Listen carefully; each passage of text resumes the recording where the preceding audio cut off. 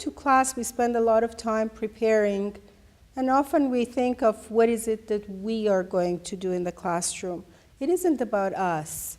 It's about the students and student learning. So when we think about preparing for teaching, we should really keep the kind of learning we want of our students front and center, because that's our guide for planning our content, planning the activities that we need to do in class, the types of assignments we give to students, the kinds of ways we want to assess their performance. All of these are because we intend a certain learning to happen. And so I think what we need to think of teaching is that it isn't equal to learning. You can teach, but learning may not happen if you don't design it in the way and you don't align the elements that are involved in this whole course design process to bring about the kind of learning you want.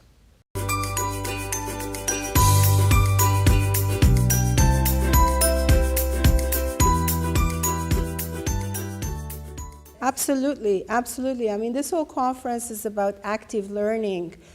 And active learning is great, but it isn't an end. Active learning is a means to an end. And the end is the types of learning that are valued in the world today. So, you know, you can engage in active learning, but if the intent is to keep students busy, that's not good enough. Students need to be engaged towards a particular goal. So, for instance, some active strategies may not be conducive to the kinds of learning you want.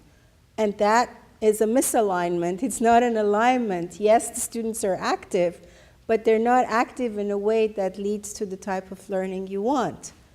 So the whole point really is to consider active engagement as a means to an end, and that end is defined with the type of learning you have in mind.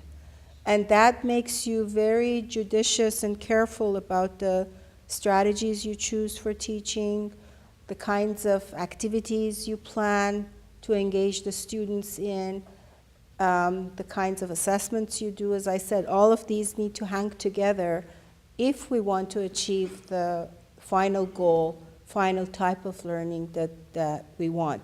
And we need to know that in advance. It isn't something we do day by day. Before we even start the course, we need to know, after we engage in this long process of 13 weeks, 14 weeks, 15 weeks, what is it that's going to satisfy us?